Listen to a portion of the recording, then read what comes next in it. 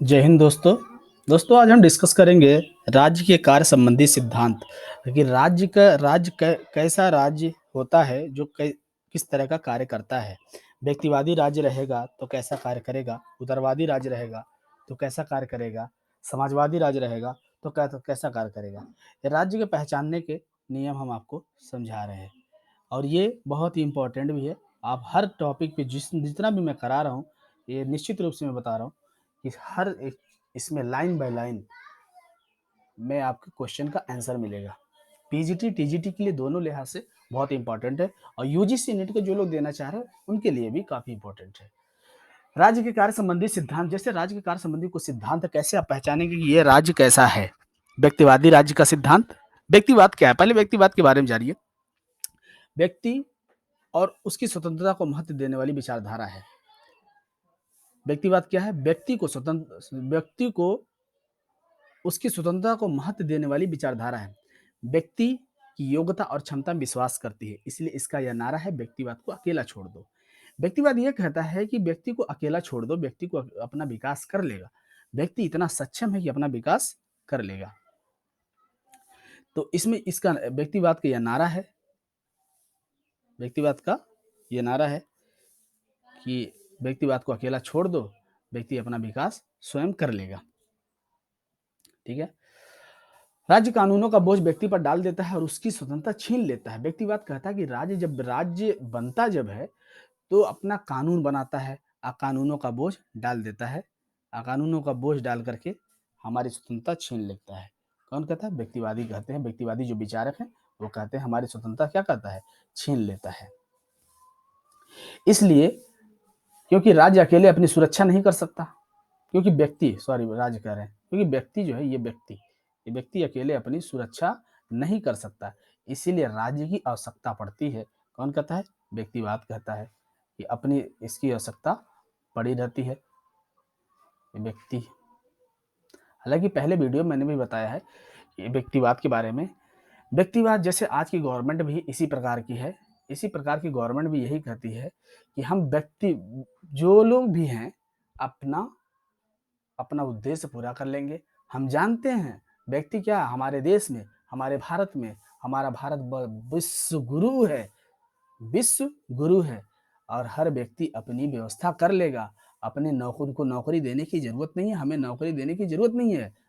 ये हमारी वर्तमान गवर्नमेंट जो व्यक्तिवादी सरकार है, ये कहती है कि हम जानते हैं आप अच्छे हैं, आपके अंदर योग्यता है और आप लोग कहते हैं हमारे अंदर उतनी योग्यता नहीं है कि हम अपना विकास कर लेंगे, हमें नौकरी चाहिए। कहती नहीं भाई, हम जानते हैं आपको, आपके अंदर अच्छी तरह योग्यता है, आप विश्वास कीजिए, आप बढ़ जाएंगे, आप अपनी विकास खुद कर लेंगे। लेकिन सरकार क्या कहती है? अरे हमको प्राइवेट करने दीजिए, आपका विकास अपने आप हो जाएगा। हाँ, अगर आपको ज़रूरत पड़ी तो 5 किलो राशन दे देंगे और दारू पीने के लिए ₹500 दे देंगे, विकास हो जाएगा। आप कहते हैं कि हमें प्राइवेट नहीं चाहिए, हमें गवर्नमेंट चाहिए। बोलती नहीं, प्राइवेट बढ़िया है, प्राइवेट अच्छी है। आप भी प्राइवेट में करेंगे तो 4 लोग और भी करेंगे। यही व्यक्तिवाद की पहचान है। निजीकरण करना व्यक्तिवाद की पहचान है और सरकारीकरण करना समाजवाद की पहचान है। तो व्यक्तिवाद के अनुसार राज्य एक आवश्यक बुराई है। व्यक्तिवाद कहता है कि राज्य की तो पहली बात आवश्यकता नहीं है। आवश्यकता पड़ भी गया तो समझ लीजिए बुराई है। क्योंकि रक्षा करने के लिए जो लोग हैं यहाँ पे, उनकी रक्षा करने के राज्य की ज़रूरत पड़ेगी। अगर राज्य नहीं रहेगा तो लोग आपस में लड़ेंगे। इसलिए व्यक्तिवाद के अनुसार व्यक्ति साध्य और राज्य सुरक्षा का साधन है। व्यक्ति साध्य है क्यों है? क्योंकि राज्य इन्हें सुरक्षा देगा। राज्य क्या है? साधन है। व्यक्तिवाद के अनुसार व्यक्ति साध्य, राज्य सुरक्षा का साधन है। राज्य को इतनी सत्ता का प्रयोग करने से जितनी व्यक्ति की सुरक्षा के लिए आवश्यक हो। इसलिए व्यक्तिवाद न्यूनतम राज्य या नकारात्मक राज्य या पुलिस राज की बात करता है। व्यक्तिवाद कहता है कि आप हमारी बस सुरक्षा करो, व्यक्ति की सुरक्षा करो, बाकी व्यक्ति अपना जो भी लोग हैं अपने आप अपना विकास कर लेंगे। लेकिन आज आप लोग हैं, आप लोग कहते हैं नहीं हमको नौकरी चाहिए, हमको पीजीटी की नौकरी चाहिए, हमको टीजीटी की नौकरी चाहिए। तो भाई व्यक्तिवादी सरकार कैसे काम चलेगा? अगर व्यक्तिवादी सरकार पुलिस राज्य की बात करती कि ना हम तो सुरक्षा दे रहे, अगर चीन जापान आप पे अटैक करेगा उसके लिए हम हैं। उसके लिए हम तो सुरक्षा देंगे, लेकिन हम जानते हैं हम अपना विकास कर लेंगे। इसकी पहचान यही है, निजी संपत्ति निजीकरण करना। ये विवाद नहीं, ये विवाद गलत है। इसकी पहचान, ये यहाँ पे लिखा हैगा इसकी पहचान, इसकी पहचान यही है कि निजी संपत्ति या निजीकरण। व्यक्तिवादी विचारक विचारक विचारकों का नाम आपको मुख्य रूप से याद करना है, विचारकों का नाम आपको याद रहना चाहिए। व्यक्तिवाद के बारे में आपका कंसेप्ट याद रहना चाहिए और विचारकों का नाम याद रहना चाहिए। स्पेंसर मिल लॉक, स्पेंसर मिल लॉक, स्पेंसर हर्बर्ट स्पेंसर व्यक्तिवादी विचारक हैं। जेएस मिल, जो मिल शॉर्ट में मिल ही आता है, आपको याद रहना चाहिए मिल, मिल और जॉन लॉक ये व्यक्तिवादी विचारक हैं। यही आगे चल करके मिल जो है उदारवादी भी विचारक कहे जाते हैं, आगे हम बताएंगे। स्पेंसर द्वारा व्यक्तिवाद की व्याख्या, स्पेंसर ने व्यक्तिवाद की व्याख्या किस रूप में की है, अब देखिए। डार्विन ने योग्यता की तरजीहता का सिद्धांत दिया, इसी आधार पर स्पेंसर ने व्यक्तिवाद का, ये पंचर नहीं है, स्पेंसर है ये।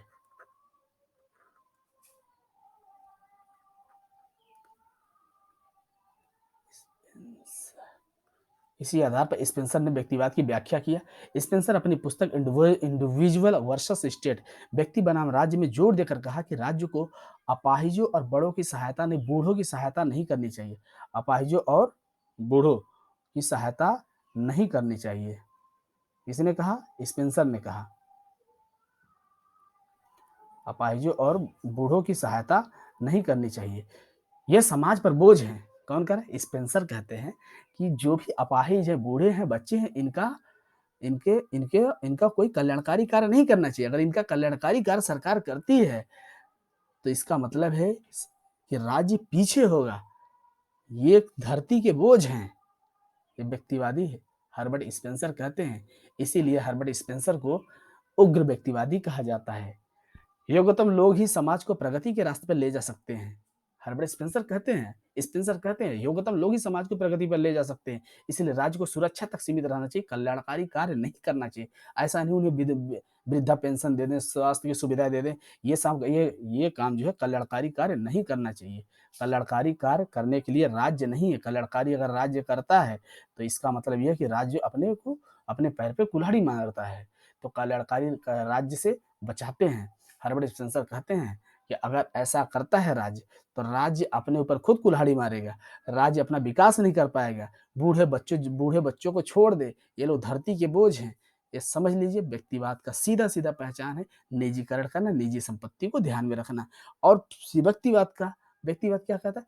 सीधे पुलिस राज्य की बात करता है, हम सुरक्षा करेंगे आपकी, बाकी कोई कार्य नहीं करेंगे, आपको स्वास्थ्य सुविधाएं ये सब हमारे जिम्मे नहीं है, ये आप अपना व्यवस्था कर लीजिए। हाँ, मरेंगे तो दारू पीने के लिए 500 रुपए दे देंगे, ठीक है। व्यक्तिवाद कहता है संसार में बुराइयां तो हैं, वरना राज्य की कोई आवश्यकता ही नहीं है। इस तरह राज्य बुराइयों का शिशु है। ये वाला स्टेटमेंट आता है, ठीक है। राज्य बुराइयों का शिशु है। राज्य व्यक्ति के कल्याण के नाम पर, व्यक्तिवाद कहता है राज्य व्यक्ति के कल्याण के नाम पर तमाम बुराइयां करता है, इसीलिए राज्य आवश्यक बुराई है। जैसे अगर आपके हाथ में सत्ता है, अगर आप व्यक्तिवादी अपने आप को शुभ बन के सोचें, अगर हाथ में आपकी सत्ता है, आप कानूनों का बोझ कुछ डालेंगे लोगों के ऊपर, कुछ स्वतंत्रता तो छीनेंगे लोगों को। इसलिए राज्य को बुराइयों का जनक भी कहता है। व्यक्तिवाद क्या कहता है? राज्य बुराइयों का जनक है। क्या है? राज्य बुराइयों का जनक है। इस तरह स्पेंसर के अनुसार राज्य बुराइयों का जनक और शिशु दोनों है।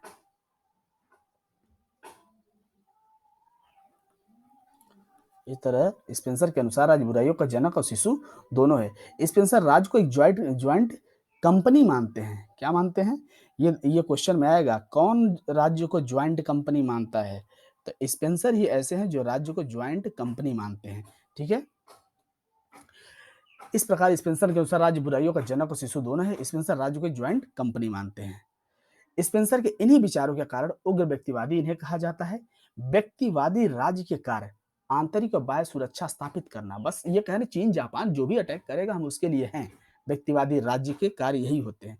कानून व्यवस्था लागू करना यानी पुलिस राज्य बनाना। आप कुछ भी करें, आप अपना विकास करिए, उसमें हस्तक्षेप नहीं है, बस आपको सुरक्षा देगा। अगर आप मारपीट करते हैं तो पुलिस पहुंच जाएगी, बस यही।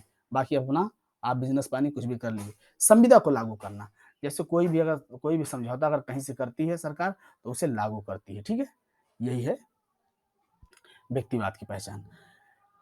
आज के लिए इस तरह व्यक्तिवाद राज्य को केवल और केवल अनिवार्य कार्य देता है। मैंने इसके पहले वाले वीडियो में बताया था अनिवार्य कार्य वह होता है जो पुलिस राज्य की तरह काम करता है, व्यक्तिवादी की कार्य करता है। तो अनिवार्य कार्य क्या है कि बाह्य और आंतरिक हस्तक्षेपों से मुक्त करना, आपको सुरक्षा देना, संविदा को लागू करना, कल्याणकारी कार्य नहीं करना। वैकल्पिक कार्य वह कार्य होता है, कल्याणकारी कार्य होता है।